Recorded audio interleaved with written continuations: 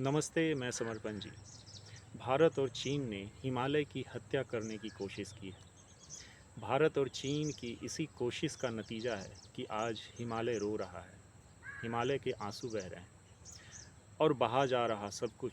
घर, दुकान, मकान, सड़कें, इंसान, सब कुछ बहा जा रहा। आज हिमालय में ये जो तांडव मचा है, ये जो तबाही मची है, इसका दो कारण है। पहला कारण तो ग्लोबल वार्मिंग है, जिसके कारण बादल फटने की इतनी घटनाएं घटती है। और दूसरा कारण भारत और चीन की सेनाओं के लिए हिमालय में किया गया इंफ्रास्ट्रक्चर का काम है। जब से चीन में जिनपिंग साहब आए, इनको बड़ी बेचैनी होती है। इन्हें बैठने में मज़ा आता नहीं, तो ये बड़ी जंप लगाते हैं। तो समय समय पर ये हिमालय में जंप लगाते रहते हैं। कभी डोकलाम में जंप लगता है इनका, तो कभी गलवान में। और भी कई जगहों पे कोशिश करते रहे हैं जंप लगाने की। तो ये मिस्टर जिम्पिंग नहीं, मिस्टर जंपिंग है। और फिर जो अपने साहब हैं यानी मोदी जी, इनको तो अच्छे दिन लाने की आदत है, तो इन्होंने हिमालय के भी अच्छे दिन ला दिए।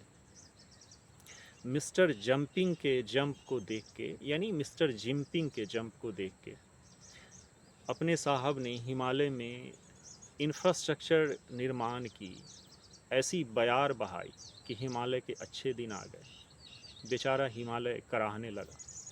हिमालय में जो धूम मची है प्रलय की, इसकी कहानी शुरू कैसे होती है, ज़रा इस पर ध्यान दें।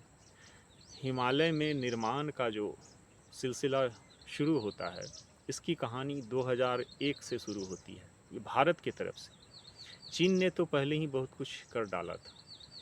तो जब भारत के प्रधानमंत्री अटल बिहारी वाजपेयी थे, तो कुछ रक्षा विशेषज्ञों ने सलाह दिया कि चीन ने अपने क्षेत्र में तो बहुत कुछ डेवलप कर लिया है, जिस इंफ्रास्ट्रक्चर का उपयोग चीनी सैनिक भारत की अखंडता को प्रभावित करने के लिए कर सकते हैं, तो क्यों नहीं हम भी अपनी क्षेत्र में इस तरह की गतिविधि करें, इस तरह का निर्माण करें। तो बस माननीय अटल जी के प्रयास से अटल हिमालय को हिलाने की कोशिश शुरू हो जाती है। और फिर इनके बाद आते हैं मोहन बाबू, यानी अपने डॉक्टर मनमोहन सिंह। इन्होंने तो गजब ही कर डाला। इन्होंने दुनिया के सबसे ऊंचाई वाले क्षेत्र पे सबसे लंबा सुरंग यानी अटल टनल खोद डाला। अब इन्हीं के समय में उत्तराखंड में भी तो निर्माण चल रहा था। तो उत्तराखंड में केदारनाथ की घटना घटती है 2013 में। ये जो निर्माण जो सेना के लिए किया गया और आगे भी जारी है, इसका उपयोग तो सिविलियंस करते हैं, आम नागरिक। तीर्थयात्रियों को तीर्थ यात्रा सूझी, पर्यटकों को पर्यटन सूझा। तो हर साल करोड़ों की संख्या में पर्यटक, टूरिस्ट हिमालय को जाते हैं। करोड़ों तीर्थयात्री हिमालय को जाते हैं। इनके लिए होटल्स, रेस्टोरेंट्स, होम स्टेज, सब कुछ बनाया गया। और ये सब पेड़ों को काट के, पहाड़ों को गिरा के, नदियों को घेर के बनाया गया। तो आज जो बादल फटने की घटनाएं घटी, इसमें सब कुछ बहा जा रहा। लेकिन जिनपिंग साहब की जंपिंग यहीं रुकने वाली नहीं है। ये तो नेपाल में भी जंप लगाने वाले हैं। नेपाल में इनका प्लान है हाई स्पीड ट्रेन चलाने का। नेपाल के लोग तो बड़े खुश हैं, हाई स्पीड ट्रेन चलेगी। लेकिन जो हाल आज पंजाब वालों का हुआ है कि प्रलय तो हिमाचल में आया, बह गया पंजाब, यही हालत यूपी बिहार का होगा, बहुत जल्द होगा। प्रलय आएगा नेपाल में, नेपाल में हिमालय टूटेगा और बहेगा यूपी बिहार। और नॉर्थ ईस्ट में तो होना ही होना है। ज़रा देखिए, चीन ने ब्रह्मपुत्रा को घेरने की जो कोशिश शुरू की है, जो डैम बनाना शुरू किया है, उसका नतीजा आने वाले टाइम में भुगतना होगा नॉर्थ ईस्ट को।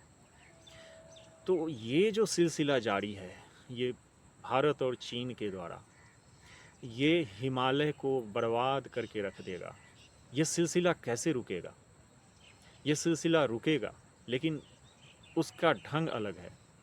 ये जब तक राष्ट्रवाद का जो जहर दुनिया में फैलाया गया है, इसको न मिटा दिया जाए, ये जो देशों की सीमाएं खड़ी कर दी गई हैं, इन सीमाओं को न गिरा दिया जाए, पूरी धरती पर वन अर्थ वन नेशन की क्रांति न लाई जाए, पूरी धरती पर एक केंद्रीय सरकार जब तक न बनाई जाएगी, तब तक ये बेवकूफ़ियाँ नहीं रुकेंगी, ये देशों के झगड़े नहीं रुकेंगे और ग्लोबल वार्मिंग नहीं रुकेगा।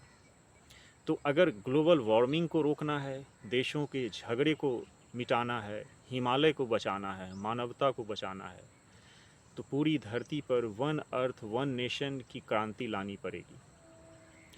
पूरी धरती पर एक केंद्रीय सरकार जितना जल्द से जल्द हो बनाना पड़ेगा।